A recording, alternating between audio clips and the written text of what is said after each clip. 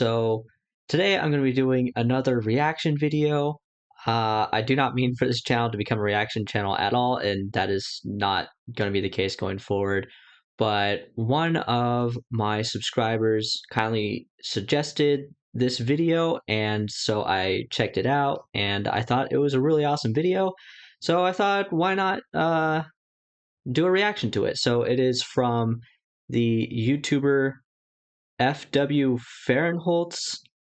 So go ahead and check him out. I will link this video in the description so you can go watch it again, I guess, after I've reacted to it, so you can just enjoy it nonstop. Of course, go and give him some love, like the video, subscribe to his channel. I will do that right now as well, because this is some really good content. Let's just get right into it. He can beat you from distance with the shot. He can overpower you with his size to the net. He's just a pup.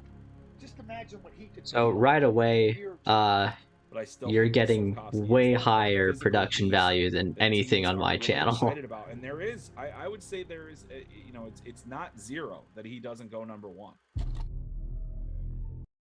Okay, so I don't know. I don't believe that was actually the YouTuber saying that. It was like some clip from somewhere he got, some scout maybe saying that. But that's actually pretty interesting, because if there's anybody in this draft class that I would take ahead of Wright, it is Slafkovsky. I do agree with that. In fact, I am currently working on my top 100 rankings, which I will release a couple of days before the draft, hopefully.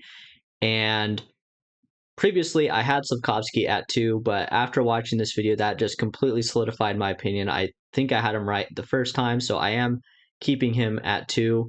And again, if there is anybody that I would take first overall that is not right, I do think it is Slafkovsky.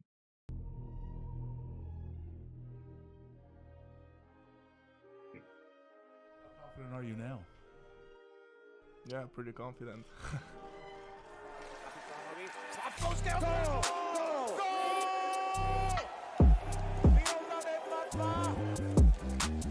Tomáš získal klub. Prikypnutie od Krištofa Slafkovskému, čo bolo pre neho podstatné. Okamžite vystrelil a bez toho, aby sa pozrel. What we just witnessed from Juraj Slafkovsky was hands down one of the most impressive and influential draft-eligible seasons we've ever seen. Ever. Okay, so that is kind of his main thesis, I guess, in this video, is that Slafkovsky had, if not the best season by a draft-eligible player ever, then one of them. And as you'll see later in the video, he does have a good argument for that, and it's kind of from a very specific angle. I will say, generally speaking, I don't really agree. I mean, this is a guy who isn't even, most likely, isn't even going to go first overall in a draft class that kind of lacks the really super high-end talent. But when it comes to things like international success and hardware, like individual trophies, there's definitely a pretty good argument to be made, and he is going to make it in this video. When it comes down to each accolade Slafkovsky had obtained throughout the 2021-22 hockey season, it's completely asinine.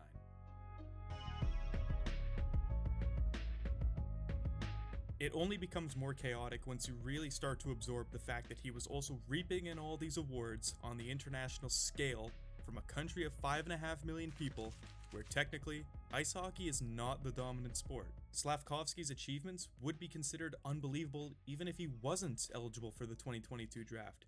It's only when... One thing I will say there, this is kind of nitpicky, but I've never been to Slovakia, but my impression has always been that hockey is the main sport in Slovakia. I'm assuming he means that, or he is assuming that soccer is the main sport, and it probably is by like how many people play play soccer, or I guess football. Just because obviously soccer requires basically no infrastructure compared to hockey. I mean, you need a field, maybe maybe a goal. Not even you don't even really need a goal. It can just have some cones or sticks or whatever to like denote where the goal ends, and then just a field.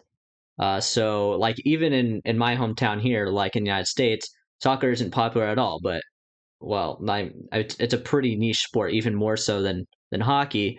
But there's tons of places to play soccer in town, and there's like little league, I guess. I don't know what it would be called for soccer, but there's in terms of how many people are actually playing the sport, there's like way more than you would expect given the sport's popularity. So I suspect that's what's going on here. But when it comes to like the actual cultural significance of the sport, my impression at least has been that hockey is the most popular sport in Slovakia. So if you are a Slovak, I do know that there are some of you here, based off my analytics, my after United States and Canada, Slovakia is actually my third highest uh, viewership. So thank you guys. That's pretty awesome. But yeah, you guys could let me know if that's accurate or not. When you remind yourself that this was all coming from an 18-year-old kid that still has braces on, that you're reminded of the magnitude of what he has done. Let's break down this season bit by bit now. We got to go back to August 2021 to catch our first glimpse of Slafkovsky in his draft-eligible season, where he was slotted in nicely on a freshly built U18 roster for the Hlinka Gretzky tournament, along with the likes of other Slovak draft-eligibles Simon Nemec and Filip Mešár. It was at this event where we were all taken away by the future of Slovak hockey, but not many players stood out as much as Slafkovsky did. With his 6'4", 218-pound frame, he was a literal man amongst boys at the U18 stage. There were multiple times I wanted to see a legit birth certificate, if I'm being honest. Great reference right there. Slafkovsky and his dynamic game centered around his strength and skill was one of Slovakia's main factors in securing the silver medal at the Hlinka Gretzky, completely steamrolling their way to the finals before coming up against Matvei Mishkov and an even more potent Russian roster. This was already a psychotic start from the Slovaks coming right out of the gate. But little did everyone know, this was only the beginning of what was going to be one of the most productive seasons in Slovakia's hockey history. Slafkovsky would return to Finland and play up and down in the TPS program between the men's team and the U20 team. But every time Slafkovsky was sent back to the junior squad, he'd showcase that he was simply way too dominant. Across all players that played more than 10 games in the U20 league, Slafkovsky was tied for second in points per game and ranked first among U18 players. Okay, hang on. I'm gonna go back just a second because I just realized, is their logo a basketball? Like it was. Let's see. Oh, I mean that's like a basketball, right? Or like the Death Star? I don't know. That's kind of weird for a hockey team, right? I don't know. I just thought that was interesting. Was simply way too dominant. Across all players that played more than 10 games in the U20 league, Slafkovsky was tied for second in points per game and ranked first among U18 players. For the next few months, the constant cycle of leaving and returning with the men's team continued. And honestly, his overall production with the men's team was quite stagnant, and with another draft-eligible player that was torching the Liga every night early on in the year, it placed Slafkovsky a little bit out of the spotlight for the time being. Yeah, so that's the main thing for me with Slafkovsky in terms of why I don't really see this as one of the best draft-eligible seasons a player has had, because his season in Liga was very kind of pedestrian.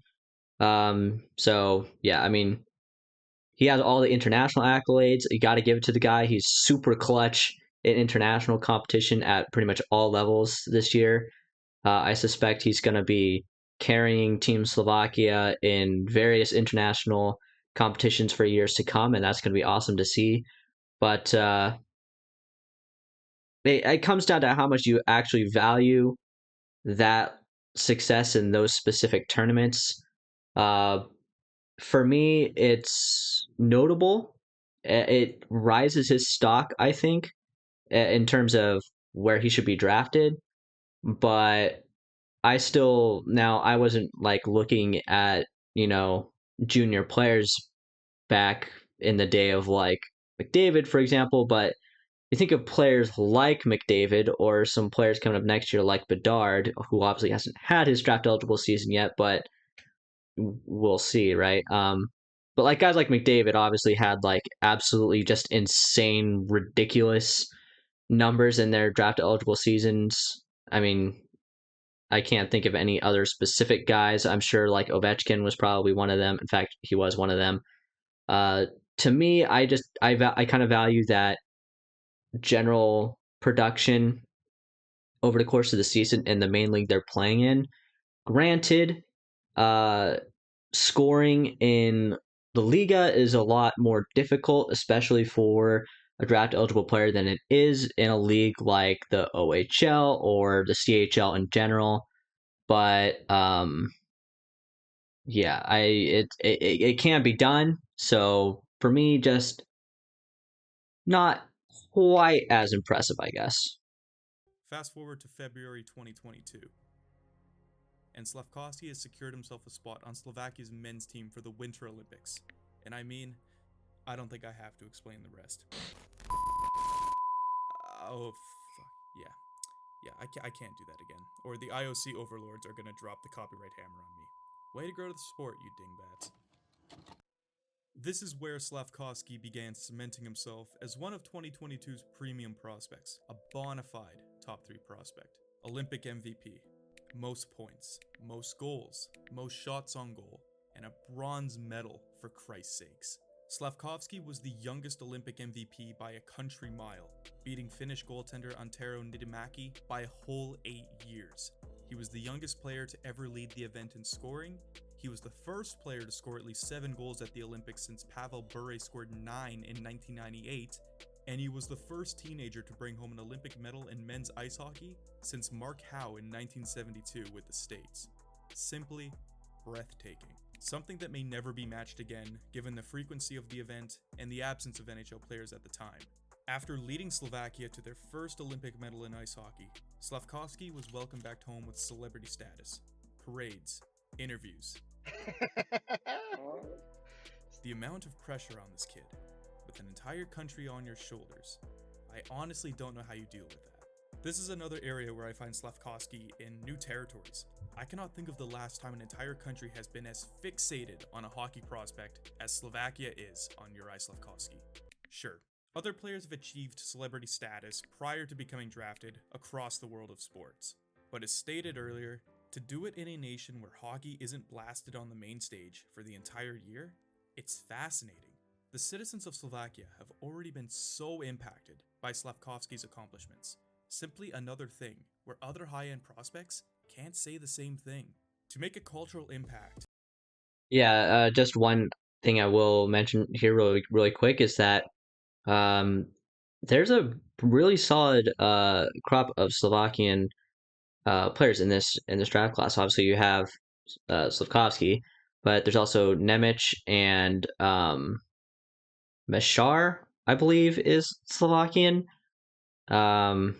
Yeah, there might be another guy too that I'm not thinking of, but those are all guys that could be first rounders. Before the time you're even considered a legal adult, is completely out of this world. The biggest piece of criticism to Slafkovsky's Olympic reign was obviously the competition without any NHL players at the event. But these are still the best players outside of the NHL, and tons of them have NHL experience. In fact, out of every player at these Olympic Games, there was a combined 20,085 games of NHL experience across every roster.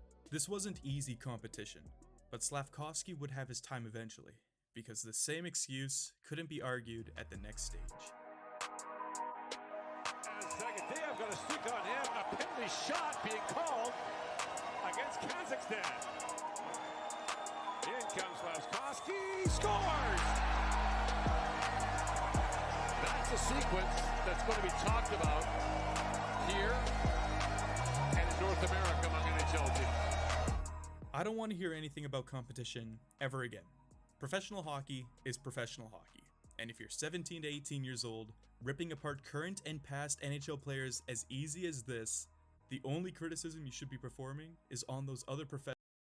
You do have to take into consideration the level of competition, and that goes into league factors as well. Because as I mentioned, his production in the Liga this year was very pedestrian, but in that case, you're kind of factoring in the level of competition in a way that benefits him, right? And then if you go to the Olympics and you say, oh, the competition's not that great, so now it's going against him, it's kind of going both ways, right? I don't exactly like that. You kind of have to be consistent with that in my mind, I guess. Just mine, I feel like I'm nitpicking here, but there is my boy right here on the screen now, Noah Gregor, which I also wanted to point out because I'm like the biggest Noah Gregor fan in the world. Yeah, he's pretty good. Professionals that are apparently leagues above Slafkovsky. Slafkovsky wasn't able to obtain as many accolades at the World Championships with Slovakia, but his 9 points in 8 games versus more professional competition while leading his team to a 4-3 record and a quarterfinals appearance only made it more obvious that you can't turn this kid off. Slafkovsky was ultimately the tournament's leading U18 and U20 scorer, the first player to achieve both titles since Patrick Laine in 2016. He was also Slovakia's top scorer and was named a top 3 player on his team. To wrap up Slafkovsky's accolades list, he was also a runner-up in the Liga finals with TPS's men's squad. In the combined 82 competitive games Slafkovsky played in the 2021-22 season that were essentially trackable, he averaged 18 minutes and 40 seconds of time on ice, amassed 61 points, and collected the following awards. And his season technically... Yeah, so again, some of those points are a lot more impressive than some of the other ones, given what leagues or tournaments they were scored in. Still isn't over. With the World Junior rescheduled for August later this summer after the draft, Slafkovsky will get a chance to resume what was cut short at the tail end of 2021. He didn't notch any points in those 2 games, but to say he was invisible, you'd be dead wrong. I can only imagine what he's going to inflict on his opposition come summertime. In the end, has Slafkovsky put up the most impressive draft season we've ever witnessed? In some terms, yes, 100%. But in other departments, no. When it comes to total production, Slafkovsky's numbers don't completely take everyone away. Although they are extremely impressive and shouldn't be taken lightly, they are by no means the greatest stats we've ever seen by someone in their draft-eligible season. Even looking at fellow players drafted from the Liga, since the year 2000, Slafkovsky ranks 29th in terms of draft-eligible scoring. Still impressive given he's a teenager in a pro league, but better has been accomplished. But where Slafkovsky shakes everything up is his ability to show up when it matters the most and remain unfazed. Never in my time of watching and surveying hockey players have I ever seen a player improve so vastly over a season. Never in my time of watching hockey have I seen a player work his way from the 4th to the 1st line in the Olympics to only become the tournament's MVP and top scorer. Never in my time of watching hockey have I ever seen such a young player inspire an entire nation on such a gargantuan scale. To accomplish what Slafkovsky has done culturally already would be impressive at the end of one's career, let alone just at the beginning. So, in terms of him having the most influential, the most impactful, and most inspiring draft-eligible season ever, I'm giving that title to Kosicia's very own Juraj Slafkovsky.